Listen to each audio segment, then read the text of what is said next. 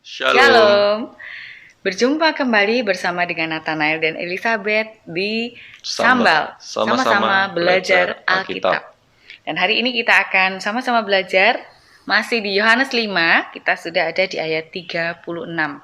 Kita langsung baca.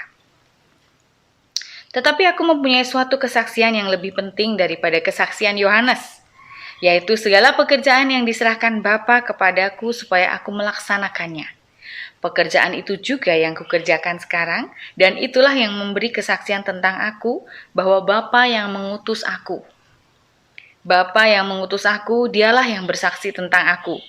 Kamu tidak pernah mendengar suaranya, rupanya pun tidak pernah kamu lihat. Dan firman-Nya tidak menetap di dalam dirimu, sebab kamu tidak percaya kepada Dia yang diutusnya.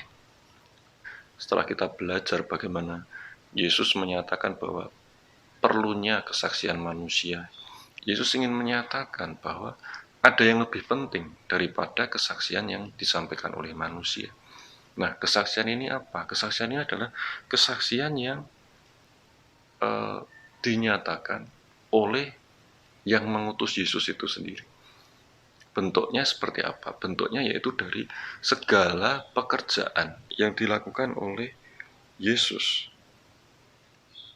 Jadi apa yang dikerjakannya, apa yang dilakukannya di dalam dunia ini, yaitu dengan mengajar, dengan melakukan perkara-perkara heran, dengan memuridkan, dengan meluruskan jalan orang, itulah bukti, itulah tanda, itulah kesaksian bahwa Yesus itu adalah utusan dari Allah.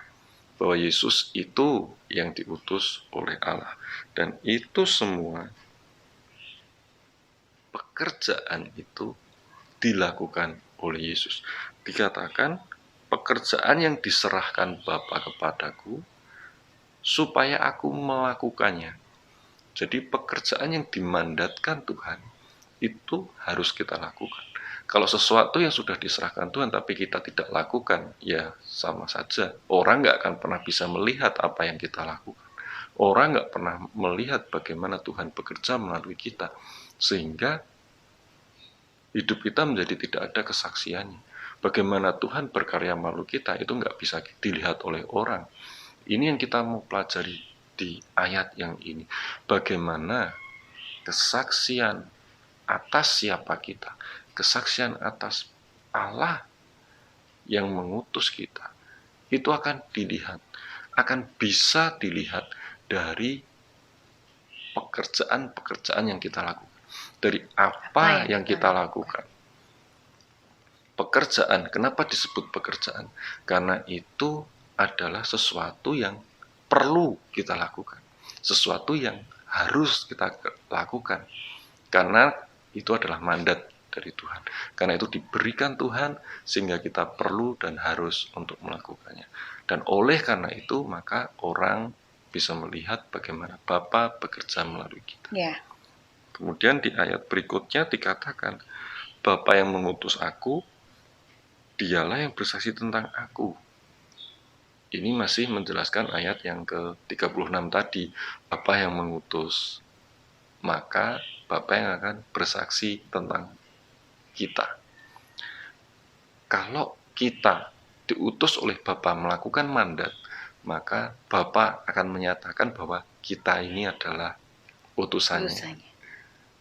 Bagaimana caranya? Dengan penyertaan Tuhan.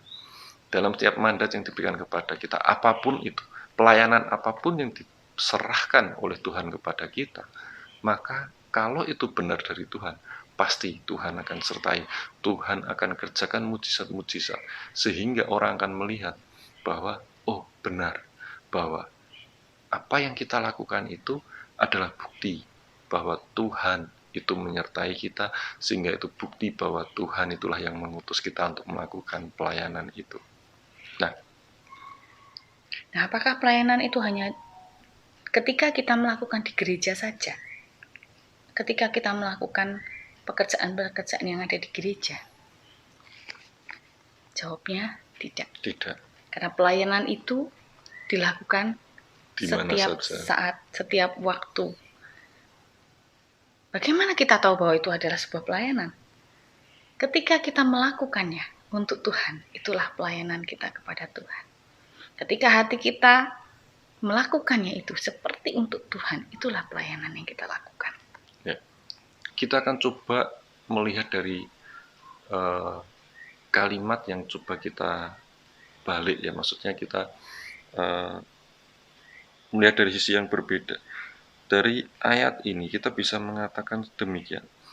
Jika kamu percaya kepada Yesus yang diutus oleh Bapa, maka kamu akan mendengar suara Bapa.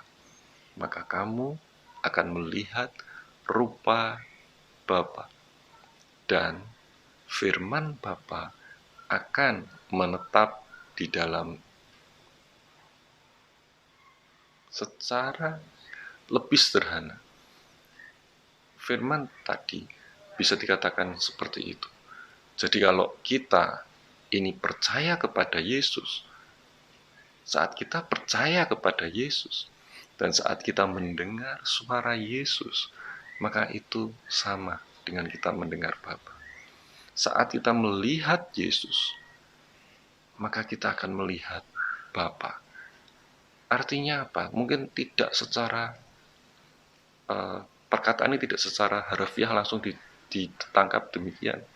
Akan tetapi saat kita mendengar suara Yesus, kita tahu Yesus adalah utusan Bapa, maka suara, maka perkataan yang diberikan oleh Yesus itu adalah perkataan dari Bapa sendiri. Saat kita memandang Yesus, maka kita bisa melihat rupa. Ini pun bukan langsung secara letterlek diterjemahkan bahwa kita melihat bentuknya atau rupanya dari Allah. Akan tetapi kita jadi mengerti bahwa saat melihat Yesus, itulah Allah yang diterjemahkan melalui bagaimana Yesus bertingkah laku, bagaimana Yesus melakukan segala sesuatu. Dan yang ketiga, firman Allah itu akan menetap di dalam diri kita. Ini bukan karena usaha kita, karena kita merasa percaya, kemudian kita bisa membuat firman itu tinggal. Bukan. Di sini dikatakan bahwa firman itu menetap. Berarti ada aktif, ada gerakan aktif, ada kata kerja aktif dari firman itu untuk menetap di dalam kita. Saat kita percaya kepada Yesus, maka firman itu akan menetap di dalam kita. Kita nanti akan melihat maksudnya bagaimana itu. Nah, untuk penjelasan ini, bagaimana dengan kita? Yesus bisa merepresentasikan yang diutusnya. Di masa itu, suara Yesus, perkataan Yesus, itu semua adalah dari Bapa. Di bagian ayat yang lain, Yesus pernah menjelaskan bahwa kalau engkau melihat aku, engkau akan melihat Bapa-Ku. Engkau mendengarku, engkau akan mendengar Bapa-Ku. Ada murid yang bertanya, di manakah Bapa itu, tunjukkan kepadaku, gitu kan. Dan Yesus menjawab bahwa tidakkah kamu sudah melihat dia di dalamku? Nah, aplikasinya dalam kehidupan kita bagaimana saat ini? Bagaimana kita bisa membuat orang lain melihat Yesus? Atau kita sendiri dululah, bagaimana kita bisa melihat Yesus? Kita bisa melihat Yesus melalui pembacaan firman Tuhan. Kita bisa melihat Yesus melalui kehidupan orang-orang percaya yang sungguh-sungguh takut kepada Tuhan. Bahkan kita pun bisa dipandang orang menjadi seperti Yesus. Kenapa demikian? Karena Yesus sudah memerintahkan bahwa hiduplah saling mengasihi. Muridkanlah setiap orang dengan apa yang sudah engkau pelajari tentang aku. Muridkan mereka. Itu yang Tuhan Yesus ajarkan. Jadi setiap pengajaran Yesus di dalam firman Tuhan, di dalam Alkitab, kalau kita mau melakukannya, maka kita sudah menjadi utusan Yesus. Dan saat kita sudah menjadi utusan Yesus, maka Yesus akan diam dalam kita. Saat Yesus diam dalam kita, maka orang akan melihat Yesus yang diam di dalam kita. Dan saat Yesus ada di dalam kita, dikatakan dalam firman Tuhan juga, maka Bapa dan aku akan tinggal di dalam kamu. Maka orang akan melihat Yesus dan melihat Bapa kita di dalam kita. Kamu menyelidiki kitab-kitab suci sebab kamu menyangka bahwa kamu mempunyai hidup yang kekal. Tetapi walaupun kitab-kitab suci itu memberi kesaksian tentang aku, namun kamu tidak mau datang kepadaku untuk memperoleh hidup itu. Nah, ini yang tadi terkait dengan bagaimana kamu tidak pernah melihat, tidak pernah mendengar, dan firman itu tidak menetap karena kamu tidak percaya. Orang-orang Yahudi mempelajari kitab suci karena mereka merindukan untuk mendapatkan hidup yang kekal. Konsep hidup kekal itu sudah diterima oleh orang-orang Yahudi. Konsep hidup yang kekal itu mereka tahu dan mereka mencarinya. Sehingga mereka menyelidiki kitab suci, bagaimana caranya. Makanya di dalam pembacaan Alkitab kita tahu orang-orang Yahudi ngerti bahwa nanti akan ada Mesias. Orang-orang Yahudi tahu bahwa nanti akan ada yang diutus Allah untuk menjadi penyelamat bangsanya, menjadi penyelamat umat manusia. Mereka tahu.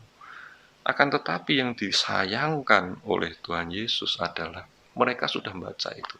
Mereka sudah mengerti tentang kesaksian tentang Yesus melalui kitab-kitab itu. Mereka mengerti akan datangnya Mesias itu. Mereka sudah paham, mereka sudah nangkap.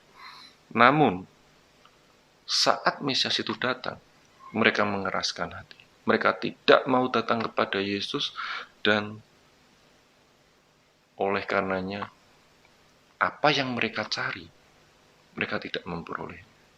Mereka tahu bahwa mereka akan memperoleh hidup yang kekal kalau mereka terima Mesias, kalau mereka datang kepada Mesias.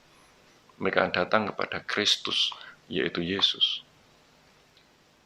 Tapi mereka memilih untuk menolak Yesus. Mereka memilih untuk tidak menerima Yesus. Kenapa? Karena Yesus membawa sesuatu yang baru. Karena Yesus membawa penggenapan, penyempurnaan dari hukum-hukum yang sudah ada, yang dipelajari oleh mereka. Dan itu ternyata lebih berharga bagi mereka ketimbang membuka hati dan memperoleh hidup yang kekal. Bagaimana dengan kita? Akankah kita lebih memilih untuk memegang apa yang kita pelajari sendiri secara akal logika kita? Ataukah kita mau membuka hati saat Allah turun menyatakan dirinya kepada kita? Saat-saat ini, dengan cara apapun, pasti ada suatu saat di mana Allah menyatakan diri pada kita semua.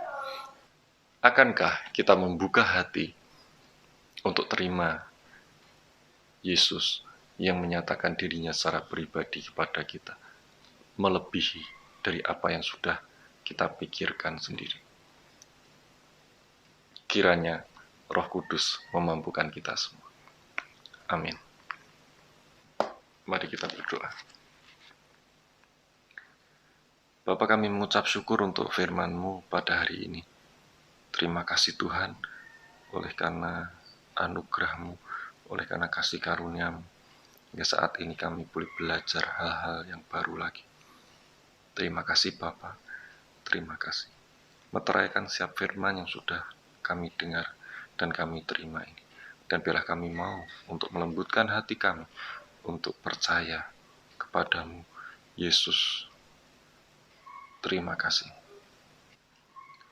Kami berdoa untuk setiap yang mendengar video ini, yang melihat video ini, biarlah hatinya dilembutkan, dan biarlah Tuhan menyatakan diri kepada setiap mereka. Yang sakit saat ini Tuhan, kami nyatakan disembuhkan dalam nama Tuhan Yesus, yang dalam kesusahan dihiburkan, yang dalam kelemahan diberikan kekuatan. Terima kasih Tuhan, terima kasih. Dalam nama Tuhan Yesus kami berdoa dan mengucap syukur. Haleluya. Amin. Itu sahabat kita hari ini. Kita akan belajar lagi besok. Tuhan Yesus memberkati.